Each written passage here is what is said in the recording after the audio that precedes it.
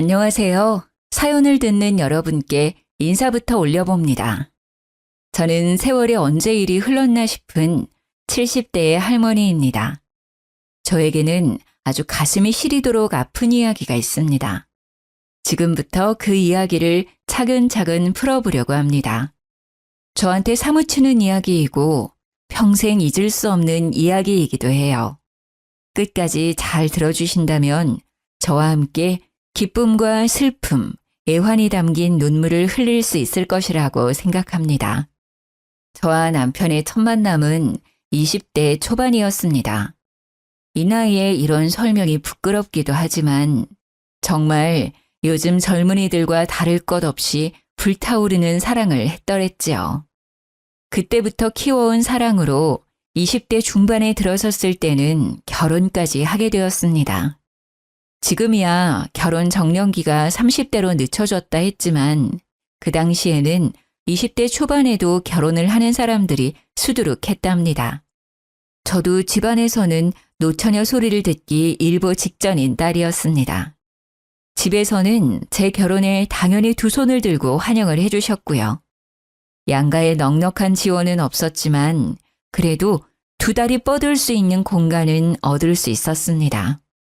결혼 당시에 주물공장 사업을 시작한 남편은 당연히 사업 초기였기에 돈을 많이 벌어오지 못했습니다. 남편과 저는 손가락을 빨다 잠이 드는 날이 있을 정도로 힘들게 아끼고 아끼면서 공장을 운영하며 살았습니다. 정말 어떤 날은 라면이 한 개밖에 남지 않아서 푹 끓여 면발이 퉁퉁 불어날 정도의 라면을 나눠 먹기도 했습니다. 그렇게 고생을 하다 보니 저희 부부에게 해 뜰 날이 언제쯤 올까 싶기도 하고 참 고민이 많았습니다. 저희 부부의 고된 사정을 아는 양가 부모님께서 가끔 생활비를 지원해 주시기도 했지만 두 집 모두 넉넉하지 않았기 때문에 손을 벌리는 것도 한두 번이 전부였죠. 자연스럽게 우리 부부에게 큰 고민거리로 다가온 것은 바로 이세에 관한 문제였습니다. 덜컥 아이를 갖게 되면 정말 아이를 굶겨 죽일 수도 있겠구나 하는 마음이 들었던 것입니다. 저와 남편은 고민 끝에 일을 해야 하는 남편 대신 제가 피임 시술을 산부인과에 가서 받기로 하면서 아이를 가지지 않기로 결심했습니다. 주물공장을 운영한 지 4년 차가 되었을 때 그제서야 남편의 사업은 빛을 발하기 시작했습니다. 저희에게 단칸방 살림을 청산할 수 있는 기회가 생겼고 큰 집으로 이사를 가고 고기도 마음껏 먹을 수 있는 형편이 된 것입니다. 하지만 저희에게는 언제 다시 고생할지 모른다는 불안감이 있었기 때문에 아이를 가져야겠다는 생각은 따로 하지 않았습니다. 그러던 어느 날 제 몸에 단단히 탈이 났다는 걸 깨닫게 되었습니다. 머리도 어지럽고 속도 미식미식거리는데 위험이라도 생겼나 싶었죠. 게다가 몸이 계속 덜덜 떨리는 겁니다. 남편에게 아무래도 병원에 가봐야 할 것 같다고 해서 내과에 가서 진료를 받는데 아무래도 내과가 아니라 산부인과에 가야 할 것 같다고 하더군요. 제가 겪는 증상이 딱 임신 초기 증상이라고 하면서 말이죠. 제가 시술을 이미 다 했던 터라 반신반의하면서 산부인과를 찾았죠. 피검사를 하면서도 제가 피임을 한 것을 이야기했는데 산부인과에서 하는 말이 100%라는 건 없다고 하더군요. 완벽하지 않으니까 약을 쓰기 전에 혹시 모르니 검사를 해보는 게 좋겠다고 했습니다. 피를 뽑고 대기실에서 남편과 손을 꼭 잡고 기다리고 있는데 임신이 맞다고 이야기를 하는 겁니다. 저와 남편은 너무나도 놀랐어요. 그 작은 확률을 뚫고 생겨난 아이인데 어찌 놀라지 않을 수가 있겠습니까? 병원에서는 좋지 못한 저와 남편의 표정을 보고 혹시 낳을 생각이 없냐고 물어보더군요. 분명 아이는 가지지 않겠다고 결심했었으나 막상 작은 쌀알 같은 우리 아이가 제 뱃속에 자리 잡고 있다고 하니 낳을 생각이 없습니다 라는 말은 못하겠더군요. 의사 선생님께 피임 시술을 한 것은 태아에게 무리가 없느냐, 여기 오기 전에 속이 좋지 않아서 소화제를 먹었는데 괜찮느냐 여러 질문을 했습니다. 의사 선생님께서는 별 문제 없을 거라고 초음파를 봐야 알겠지만 아직 얼마 되지 않았을 거라고 하더라고요. 초음파를 보니 임신 8주차라며 아이 심장도 잘 뛰고 있고 지금 봐선 아무 문제도 없으니 산모님은 걱정하지 말라고 하시대요. 출산에도 전혀 무리가 가지 않을 거라고 하시며 저에게 임신을 축하한다고 말을 전해주셨습니다. 남편과 저는 그 작은 확률을 뚫고 생긴 우리 아이를 낳기로 결심했습니다.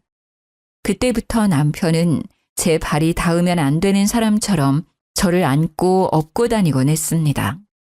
시댁과 친정에서도 오랜 시간 아이 소식이 없었던 저희에게 축복이 찾아온 것이라며 진심으로 축하를 해주셨습니다. 10개월을 꼬박 품었던 우리 아이가 우렁찬 소리를 내며 제 품 안에 핏덩이인 채로 안겼을 때는 정말 눈물이 앞을 가렸습니다. 너무너무 아프고 힘든 출산이었음에도 불구하고 그 아픔이 전부 잊혀지는 듯한 기분이 들었죠.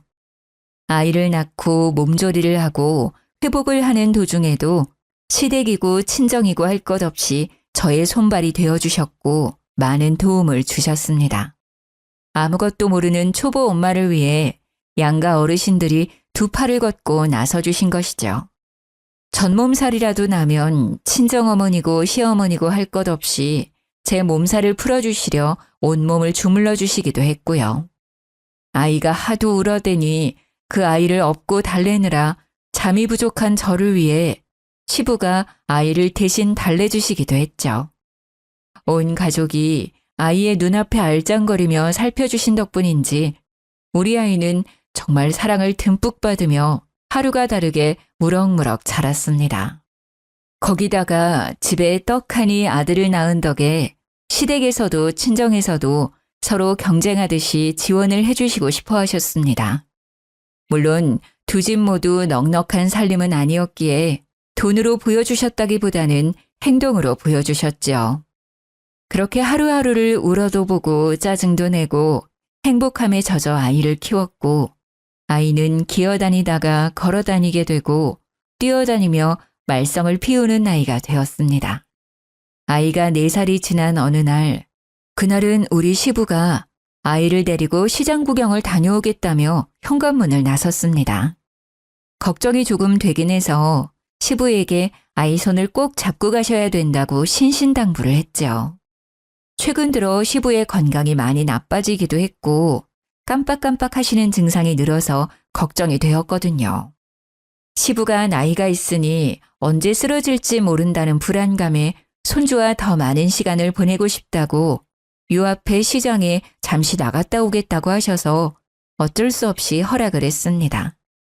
4살이 된 우리 아이는 솜사탕에 푹 빠져서 시장에 간다고 하니 신이 나서 발을 동동 굴렀죠. 시부와 아이만 보내는 게 마음에 걸려 결국 제가 따라가겠다고 시장에 간 김에 장이라도 보고 오겠다고 하니 시모가 말리더군요. 집은 본인이 지키고 있을 테니까 이참에 목욕탕이라도 다녀오면서 쉬는 게 어떻겠냐고 하셨습니다. 제가 목욕탕에서 몸을 지지는 걸 참 좋아했었는데 아이가 태어나고부터는 한 번도 가지 못했었거든요. 목욕탕 소리를 듣자 갑자기 온몸이 뭉치는 느낌이 들었고 뜨거운 탕에 들어가서 노곤노곤하게 몸을 풀고 싶다는 생각이 들었습니다. 시장 구경을 해봐야 30분에서 1시간 정도밖에 더 하겠냐고 아이가 집에 오면 시모가 간식을 챙겨줄 테니까 때도 밀고 몸도 풀고 오라고 하셨습니다. 안 그래도 가고 싶은 마음이 들긴 했는데 이때 아니면 언제 가겠나 싶어서 냉큼 목욕 바구니를 챙겼습니다. 시모의 말대로 탕에 들어가서 몸도 풀고 때도 밀고 마사지도 받고 우유 한 팩 뜯어다가 우유팩도 하고 시간을 보냈습니다. 말랑말랑해진 몸으로 신이 나서 집에 돌아왔는데 집에 아무도 없는 것이 아니겠습니까? 다들 어디 가셨나 하고 집안 정리를 하려고 하는데 우리 친정어머니께서 헐레벌떡 집에 찾아오신 겁니다. 정말 숨이 넘어가는 사람처럼 헉헉거리시길래 무슨 일 있냐고 물어보니 갑자기 울음을 팍 터뜨리시는 겁니다. 저보고 여기서 뭐 하고 있냐고 당장 경찰서로 가자고 하시는데 다리에 힘이 쭉 풀리더라고요. 고요하리만큼 아무도 없는 집, 경찰서. 갑자기 정신이 쏙 빠지는데 우리 친정엄마가 그러시는 겁니다. 우리 아들이 사라졌다고요. 그게 무슨 소리냐고 묻는데 당장 경찰서로 가자고 저를 질질 끌고는 경찰서에 데려다 놓으셨습니다. 정신도 없고 몸에 힘도 없는 상태에서 경찰서에서 울고 계시는 시부랑 시모를 보게 되었죠. 이게 다 무슨 일이래요? 벌벌 떨면서 여쭈어 보니 시부가 아들을 데리고 시장에 갔다가 나무를 산다고 잠시 한눈을 판 사이에 아이가 사라졌다고 설명을 하시더라고요. 근데 문제는 그 자리에서 아이를 불러 찾지 않으시고 시부가 그냥 나물만 들고 집으로 돌아오셨다는 겁니다. 집에 돌아와서 시모에게 나무를 건네고 시모가 애는 어디 갔냐고 물어보니 그제서야 우리 아들이 사라졌다는 걸 깨달으신 거죠. 시모고 시부고 둘 다 혼비백산해서 시장에 다시 갔는데 우리 아들을 봤다는 사람이 한 명도 없었다는 겁니다. 너무 놀란 마음에 그제서야 경찰에 신고를 해야 된다는 것이 생각이 나서 112에 전화를 했다고 하더군요. 제가 목욕탕에 가 있었으니 저희 친정어머니께 전화를 드려 사정을 설명했고 집으로 와서 저를 기다렸다가 같이 경찰서로 와달라고 했다고 하더군요. 그 말을 듣는데 정말 현실감이 하나도 느껴지지 않고 시부모의 엉엉 우는 울음소리만 귀에 꽂히더라고요. 저는 숨을 꺽꺽 소리나게 쉬면서 제발 우리 아이 좀 찾아달라고 경찰을 붙잡고 사정을 했습니다. 남편도 공장에 있다가 헐레벌떡 집으로 돌아와 아이의 사진을 찾아 경찰서로 왔고 그 사진을 바탕으로 전단지를 배포하기도 했습니다. 하루가 꼬박 지나고 아무런 소식도 연락도 오지 않았고 경찰은 유괴의 가능성도 있을 수 있다고 하더군요. 정말 절망적이었어요. 시장을 경찰들과 샅샅이 뒤져가며 수소문을 했지만 아들의 흔적은 그 어디에서도 발견되지 않았습니다. 고작 4살밖에 먹지 않은 아들이 전화번호를 외우고 있을 리도 없었고요. 요즘은 흔한 미아 방지 팔찌도 그 당시에는 흔한 물건이 아니었습니다. 일주일이 꼬박 지나고 한 달이 지나도 아이는 돌아오지 않았고 경찰은 수사에서 점점 손을 떼기 시작했습니다. 집안은 정말 초상집 분위기가 따로 없었습니다. 저와 남편은 매일같이 울면서 시장을 돌아다녔고 시장 사람들도 저희 부부를 딱하게 생각했습니다. 그렇게 시간이 더 흘렀고 남편은 다시 일상으로 돌아가 일을 하기 시작했습니다. 저는 그런 남편을 보면서도 아무런 일도 할 수 없었습니다. 그저 시장에 매일같이 나가 한켠에 자리를 잡고 지나가는 아이들의 얼굴만 확인했습니다. 그런 저를 안쓰럽게 바라보던 남편이 이제 그만 아이를 놓아주자고 하더군요. 10달을 품고 4년을 키운 내 아들을 어찌 내려놓을 수 있겠냐고 엉엉 울면서 가슴을 쳤지만 언제까지 이렇게 마음에 품고 살 순 없었으니까요. 남편과 함께 일상으로 돌아가려고 무던히 애를 썼지만 문득문득 떠오르는 아들의 생각에 참 많이 힘들었습니다. 엎친 데 덮친 격으로 아이를 잃어버렸다는 충격에 시부의 치매 증상이 점점 더 악화되기 시작했습니다. 그 당시만 해도 그냥 깜빡깜빡 하시나 보다 했던 시부의 증상이 치매라는 것을 알게 되었고 인지를 한 이후에는 급속도로 나빠지셨습니다. 결국에는 쓰러지기까지 했는데 정신이 불완전한 상태에서도 2달이나 병실에서 우리 아들의 이름만 부르시더라고요. 정말 기가 막히게 우리 남편도 저도 못 알아보시는데 우리 아들의 이름만은 또렷하게 기억하고 계시더군요. 시름시름 앓던 시부는 결국 세상을 떠나셨고 우리 가족은 또 한 번의 슬픔을 맞이해야 했습니다. 시부의 장례를 치르면서도 이게 꿈인지 생시인지 모르겠더라고요. 가기 전에 우리 아들을 어디서 잃어버리셨는지, 우리 아들이 어느 방향으로 갔는지 기억을 떠올려 주길 기다렸지만 그런 기적은 일어나지 않았습니다. 시부의 장례식 내내 시모는 저에게 미안해 하셨습니다. 제가 아들을 잃은 허망함에 정신을 못 차리고 있었으니까요. 그때 우리 친정어머니께서 아이를 입양해서 키워보는 건 어떻겠냐고 넌지시 운을 떼셨습니다. 우리 아이를 잃고 난 이후 둘째를 가지자던 남편에게 절대로 아이를 가지지 않을 거라고 선언을 했거든요. 우리 애 이렇게 가슴에 묻어두고는 못 산다고. 그렇게 강경한 태도를 고수했는데 입양은 또 다른 문제잖아요. 입양 이야기를 꺼내니 남편도 시모도 저의 눈치만 살피시고 있더라고요.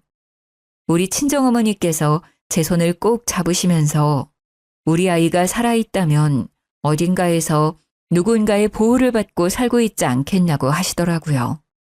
우리 애가 사랑받으면서 자라길 바라는 마음에 같은 처지에 있는 아이들을 입양해 키우는 게 좋지 않겠냐고 하셨습니다. 처음에는 싫다고 이야기를 했지만 곰곰이 생각해보니 친정어머니의 말이 가슴에 콕 박히더라고요. 우리 아이가 정말 누군가의 보살핌을 받고 있다면 저도 보살핌이 필요한 아이들을 돌봐주는 게 맞겠다는 생각이 들었습니다. 3개월간 치열하게 고민을 했고 결국 저는 아이를 입양하겠다는 결심을 내리게 되었습니다. 친정이고 시댁이고 우리 남편까지도 제 결심을 응원해주고 지지해 주었기에 가능한 일이었습니다. 고아원으로 찾아가 입양 계획서를 작성하고 우리 아이와 동갑인 남자아이를 입양하기로 결정을 내렸습니다.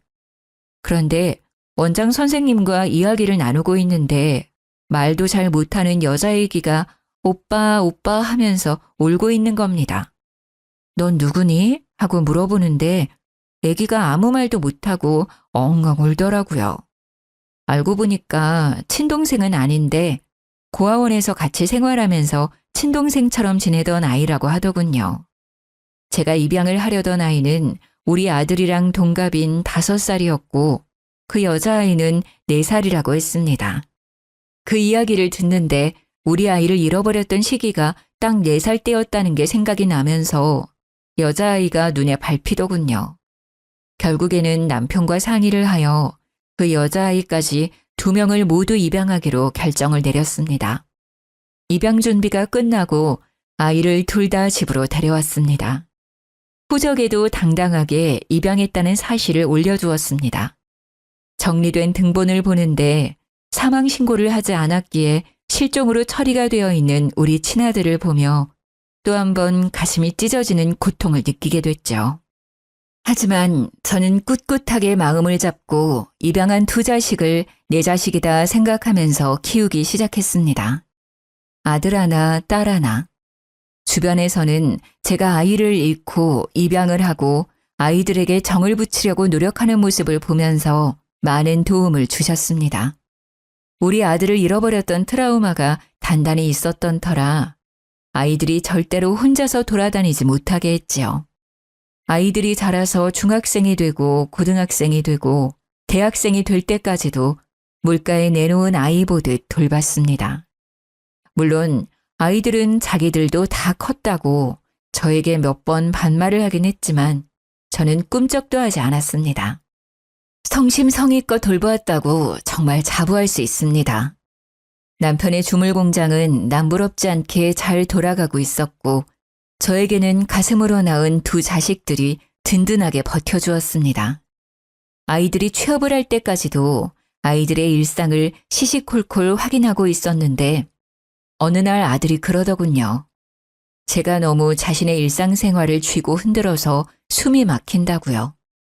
자기를 아직도 5살 먹은 아이로 보는 것 같다고 이제는 자유롭게 살 수 있게 냅두라고 하더군요. 머리를 한 대 띵 하고 맞은 기분이 들었습니다. 저는 아이를 잃어버린 트라우마로 조심했을 뿐이라고 생각했는데 아이들에게는 그게 감옥 같았다고 하더라고요. 이제 취업도 하고 결혼도 하고 해야 하는데 나중을 생각하면 미리 말해두는 게 좋을 것 같다는 생각을 했대요. 그러면서도 제 눈치를 보는데 그제서야 우리 애들이 성인이구나. 이제 모든 걸 다 스스로 할 수 있는 애들이구나 하는 걸 느꼈습니다. 그 뒤로 저도 아이들에 대한 간섭과 관심을 조금 줄이게 되었죠. 세월이 흘러 아들이 중소기업에 취업을 하게 되었고 딸은 백화점에 취직을 하게 되었습니다. 둘 다 취직을 하고 나니까 회식이다 야근이다 하면서 집에 늦게 들어오는 일이 잦아지더라고요. 집에 들어와서 정말 잠만 자고 아침 일찍 출근하는 날도 빈번했고요. 엄청 바쁘게 사는 와중에도 아이들 걱정에 잠을 못 자겠더라고요. 직장 생활을 하는 아이들을 보니 마음이 헛헛해지기도 했고요. 아이들이 취직을 해서 월급을 받기 시작했으니 각자 생활비는 벌어서 쓰는 걸로 생각하고 있었습니다. 당연히 용돈도 끊었는데 아이들이 우리 남편에게 왜 용돈을 주지 않냐면서 따지고 있더라고요. 제가 너희들도 돈을 벌고 있는데 웬 용돈 타령이냐고 했죠. 그러니까 애들이 너무 당당하게 자기들 월급은 카드값으로 이미 다 나가고 없다면서 현금을 좀 달라고 하는 겁니다. 카드를 도대체 얼마나 긁어댔으면 월급이 하나도 남지 않냐고 하니까 딸이 하는 말이 취업도 했으니 명품 가방도 하나 필요하고 옷도 새로 샀다고 하는 겁니다. 사치를 부리느라 카드값이 어마어마하게 나왔다면서 용돈을 넉넉하게 달라고 손을 내밀더라고요. 아들에게 너는 왜 월급을 탕진했냐고 물으니 출퇴근하는데 필요할 것 같아서 차를 샀다고 하는 겁니다. 문제는 지 월급이 뻔한데도 불구하고 차는 좋은 거 끌고 다녀야 하지 않겠냐고 외제차를 떡하니 구입해서 온 거죠. 순간 골이 띵하고 아파서 머리를 부여잡으니 애들이 잔소리를 듣기 싫었는지 먼저 선수를 치더군요. 지네들이 친자식이 아니라서 용돈도 이제 안 주는 거냐며 다른 집은 취업 선물로 가방도 사주고 차도 사준다고 하더라고요. 그 말에 평생을 내 자식처럼 보살폈던 아이들에게 상처를 입었습니다. 남편이랑 저랑 둘 다 하늘이 무너지는 듯한 기분이 들었습니다. 저도 순간 마음이 격해져서 아이들에게 큰 소리를 내고 말았죠. 내 자식 잃고 너희들 데려다가 내 자식처럼 키운 거 다 알고 있지 않냐고요. 가슴으로 낳은 자식이다 생각하고 평생 뒷바라지를 했는데 그런 소리를 할 수 있냐고요. 엄마, 농담이지. 뭘 그렇게까지 정색을 하고 그래? 그러지 말고 용돈이나 좀 줘요. 라고 했습니다. 아이들은 그 이후로도 간간히 돈이 없다며 남편과 저에게 용돈을 타갔습니다. 남편의 주물 공장이 그나마 건재했기에 가능한 일이었습니다. 애들이 사회생활을 하면서 돈을 쓰는 게 무섭지도 않은지 물 쓰듯이 쓰더라고요. 월급 200만 원 받는 걸로 사치를 어찌나 하던지 딸방에는 점점 명품 가방이 늘어났고 아들은 차에 돈을 쏟아붓더군요. 저와 남편은 기가 막혀서 혀를 내두를 정도였습니다. 그렇게 철없이 살기를 몇 년. 아들이 32살이 되었을 때 우리 시모가 노환으로 세상을 떠나게 되었습니다. 지병이 있었지만 몇 년 더 사실 줄 알았는데 이렇게 일찍 가실 줄 몰라서 내내 장례식장을 지키며 하염없이 눈물을 흘렸습니다.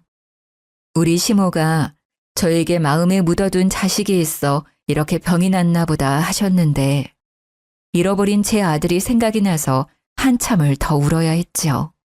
장례식장을 지키며 손님을 맞이하고 있는데 자식이라는 것들은 일이 바쁘다며 코빼기도 비치질 않더군요. 회사에 급한 일이 있다면서 잠시 다녀오겠다고 나가더니 술 냄새를 풀풀 풍기면서 돌아오지를 않나. 딸은 잠시 눈 좀 붙이고 오겠다고 하더니 감감무소식이고.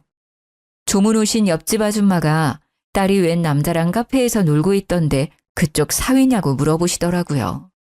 아무리 피가 섞인 가족이 아니라고 해도 이렇게까지 정없이 굴 일인가 싶어서 너무하다는 생각까지 들었습니다. 피곤한 마음을 뒤로하고 믹스커피라도 한 잔 뽑아 먹으려고 장례식장 앞에 나와서 자판기 커피를 뽑고 돌아가는 길이었습니다. 제가 바닥을 보고 걷다가 앞에 서 있던 사람을 미처 보지 못하고 커피를 확 쏟아버린 거죠. 뜨거운 커피가 손에 쏟아지는데 너무 놀래서 앞에 서 있던 총각에게 괜찮냐고 물어보는데 글쎄 그 총각이 의사였나 보더라고요. 하얀색 가운에 믹스커피가 사방팔방 튀어서 가운이 더러워진 겁니다.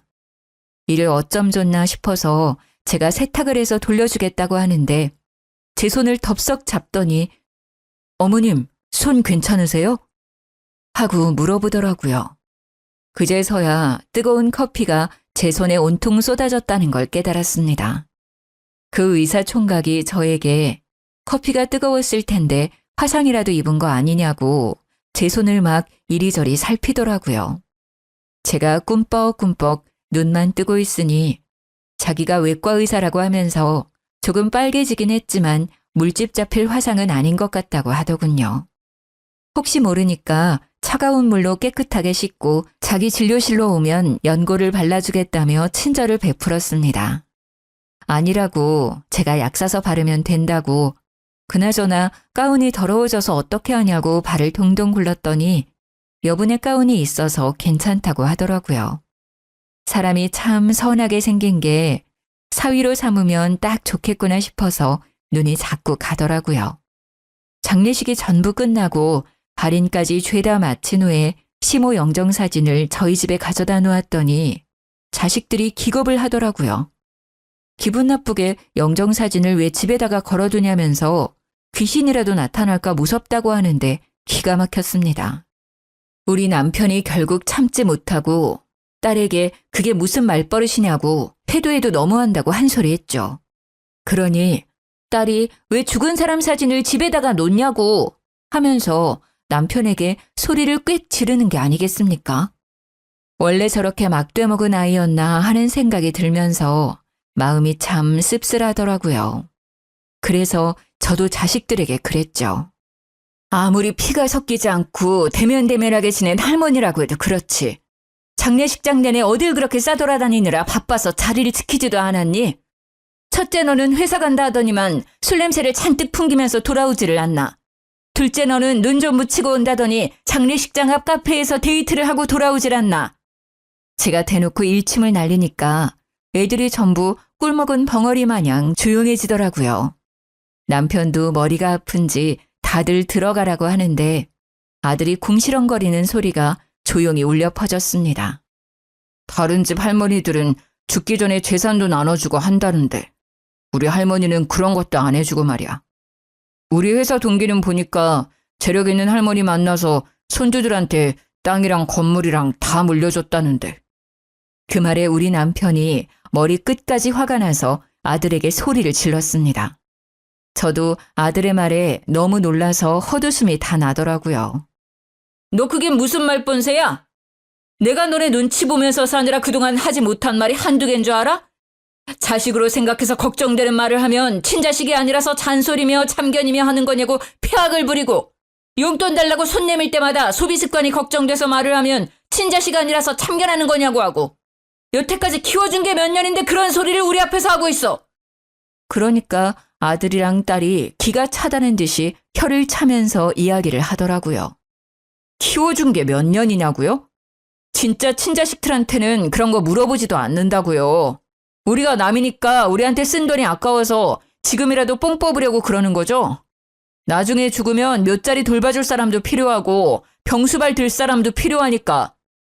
그 말에 저랑 남편은 정말 뒤로 넘어가는 줄 알았습니다. 남편이 이건 아니다 싶었는지 아들이랑 딸을 향해서 강단 있게 이야기를 했지요. 너네도 이제 다 컸고 직장 생활도 하니까 집 얻어서 나가 살아라. 나도 이제 네 엄마랑 오순도순 노후 즐기면서 살아보련다. 그 말에 아이들이 갑자기 돈 한 푼 없이 어디를 나가 살겠냐고 집이라도 얻어주고선 그 말을 하라고 하더군요. 누가 보면 집이라도 맡겨놓은 사람처럼 당당하게 구는데 우리 남편이 기가 막히다면서 알아서들 하라고 일침을 놨습니다. 나이가 둘 다 30살이 넘었는데 그 정도 능력도 없으면 앞으로 어떻게 가정을 꾸리고 살 거냐고 원룸 하나 얻을 돈은 모아뒀어야지 했어요.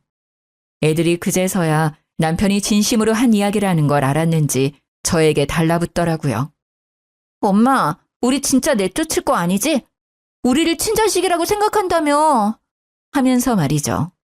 손바닥 뒤집듯이 태세를 바꾸는 아이들을 보면서 팔뚝에 소름이 돋을 지경이었습니다.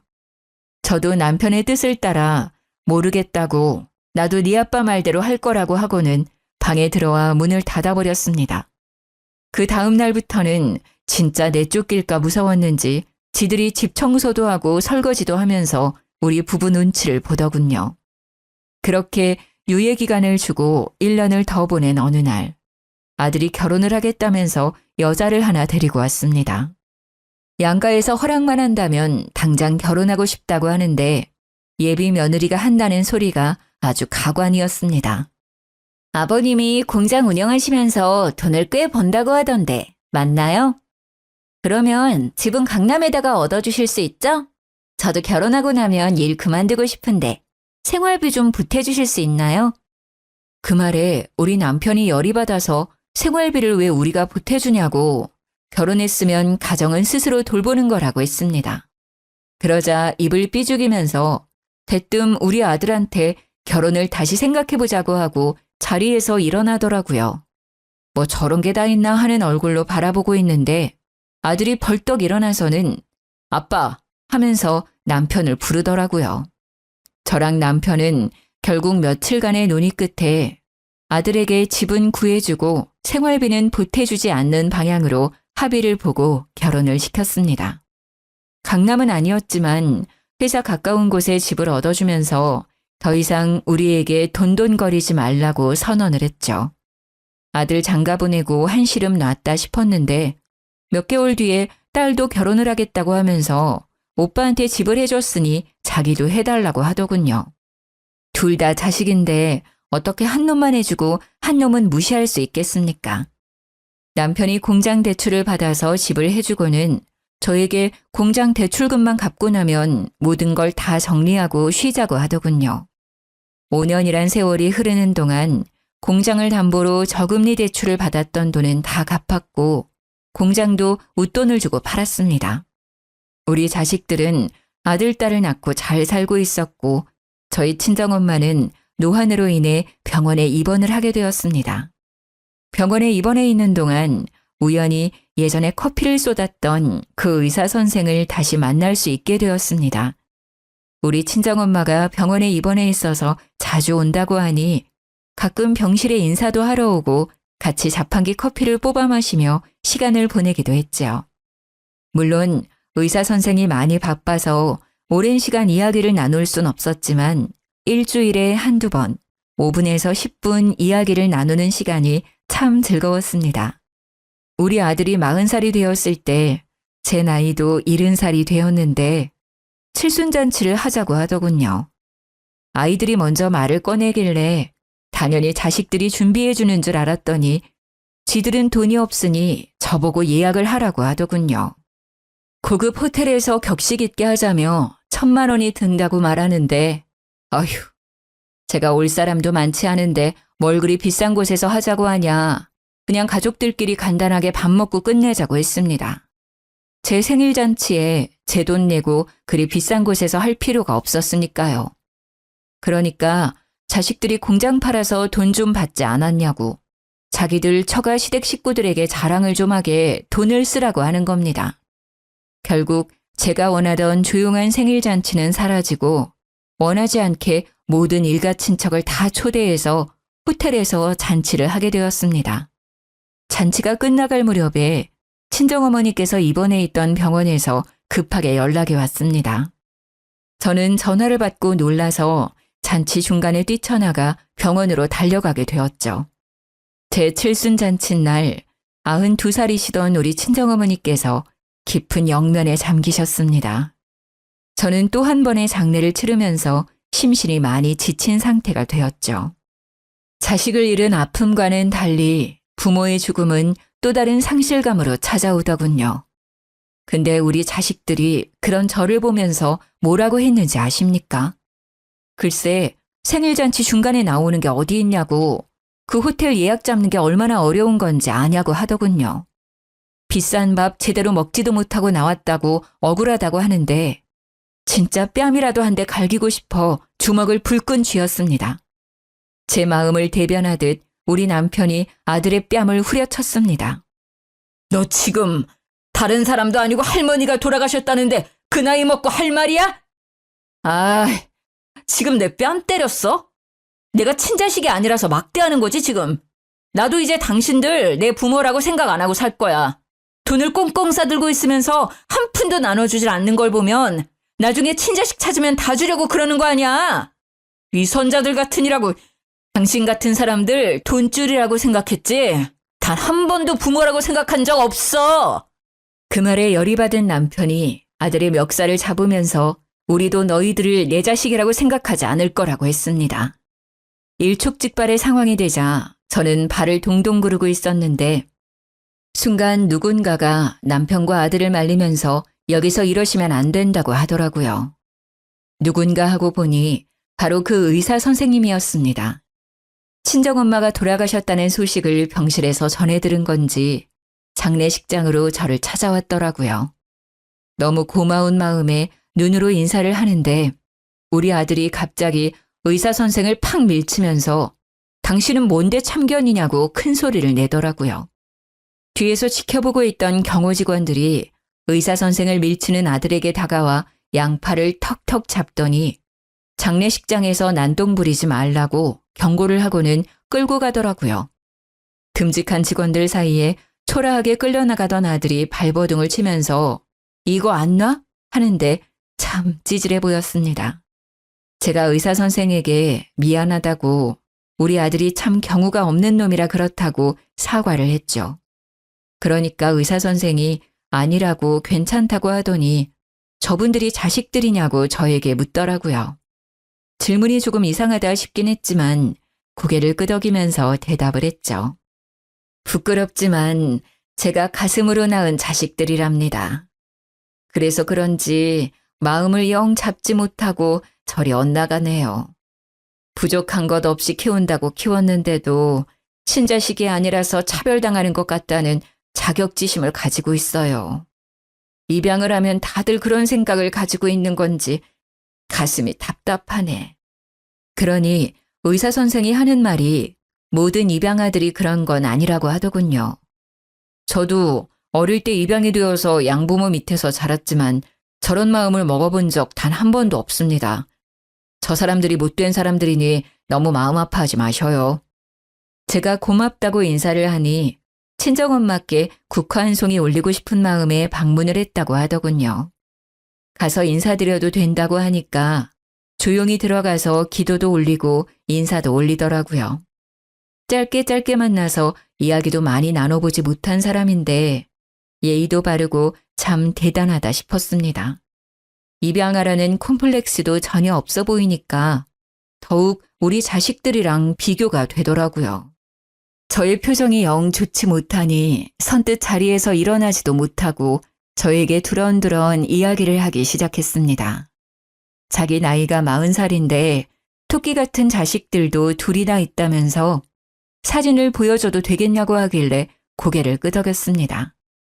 신이 나서 휴대폰에 들어있는 사진을 보여주는데 큰애가 딸인데 7살이고 둘째가 아들인데 4살이라고 설명을 해주더라고요. 그런데 그 순간 정말 세상이 멈춰버린 듯한 기분이 들었습니다. 4살이라던 둘째 아들의 사진을 보는 순간 온몸에 소름이 쫙 돋는데 우리의 잃어버린 아들과 똑같이 생긴 아이가 사진 속에 떡하니 있더라고요. 너무 놀래서 숨을 헉헉 쉬면서 눈물을 줄줄 흘리니까 의사 선생이 놀래서 저에게 왜 그러시냐고 묻더라고요. 과호흡이 온 거 아니냐, 자기 따라서 숨을 쉬어라 하면서 저를 막 살피는데 제가 우리 남편 하면서 남편을 불렀습니다. 의사 선생이 놀래서 손님과 있던 우리 남편을 불렀고 저는 남편에게 의사 선생의 휴대폰을 들이밀었습니다. 우리 진수! 남편이 사진을 살피더니 눈이 휘둥그레져서는 진수가 여기 왜 있어? 의사 선생은 영문을 모르는 채 울고 있는 저와 남편을 번갈아 가면서 보고 있었습니다. 여기 이거 봐봐. 의사 선생 아들이래. 4살 된 아들이래. 남편이 의사 선생의 손을 덥석 잡으면서 물었습니다. 너 우리 진순이? 저는 김병훈인데요. 의사 선생은 저와 남편을 놀란 눈으로 빤히 보고 있었습니다. 돌아가신 시아버지가 우리 진수가 4살일 때 시장에 데리고 나갔다가 그만 아이를 잃어버리셨어. 할아버지 손을 잡고 솜사탕을 사러 나갔던 우리 진수가 감쪽같이 사라졌지. 그 뒤로 매일같이 시장을 찾아 헤맸지만 찾을 수 없었어. 그러니 의사 선생이 하는 말이 자기가 부모를 잃어버렸고 솜사탕을 쥐고 있는 상태로 지금의 양부모를 만나게 되었다고 이야기를 하는 겁니다. 시장이었던 건 기억이 전혀 나지 않지만 웬 할머니의 손에 이끌려서 보육시설에 들어가게 되었다고 설명을 했어요. 우리 부부를 보고 잠시만 기다려달라고 하더니 어디론가 전화를 걸더군요. 1시간쯤 시간이 흘렀을까요? 장례식장 앞으로 의사 선생의 양부모라는 사람이 나타났습니다. 그 뒤에 사진에서 보았던 처자식이 같이 찾아왔더라고요. 저와 남편은 떨린 손을 붙잡고 양부모와 대면을 하게 되었습니다. 우리 아이의 이름이 진수였고 시장에서 잃어버렸고 하는 사정을 줄줄 이야기를 하니 양부모가 놀라는 겁니다. 맞다고 우리 병훈이 원래 길 잃은 아이였다고 말하는데 정말 너무 놀래서 눈앞이 캄캄해지더군요. 시부의 손을 놓친 진수는 시부를 찾다가 시장 밖으로 나가게 되었고 웬 할머니가 울고 있는 어린애를 보고 집으로 데려갔다는 겁니다. 배가 고프다고 우니까 간식을 먹이고 경찰서에 데려다 놨는데 시장이랑은 거리가 좀 있었던 거죠. 지금처럼 인터넷이 있던 시절이 아니니 경찰끼리 협조가 잘 되지 않았고 결국 보육시설에 연계가 된 것이었습니다.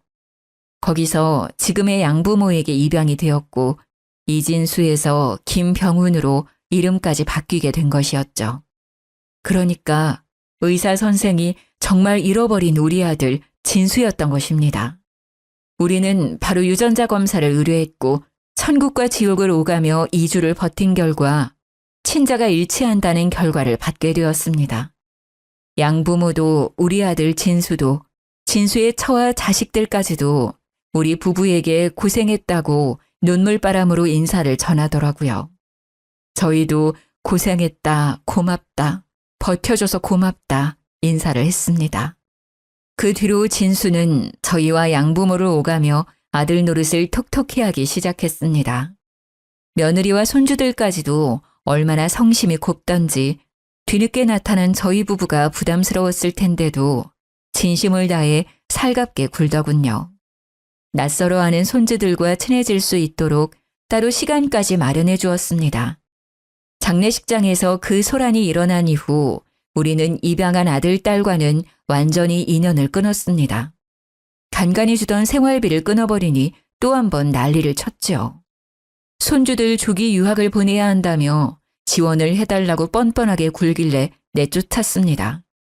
딸 역시 자기 가게를 내고 싶다며 돈을 달라고 하길래 일 없다고 내보냈죠. 둘 다 돈을 주지 않으니 집에 찾아와서 입양한 자식은 자식이 아니냐 똑같은 소리를 하길래 딱 잘라서 이야기를 했습니다. 부모라고 생각도 안 한다고 할 때는 언제고 돈 필요할 때만 부모냐?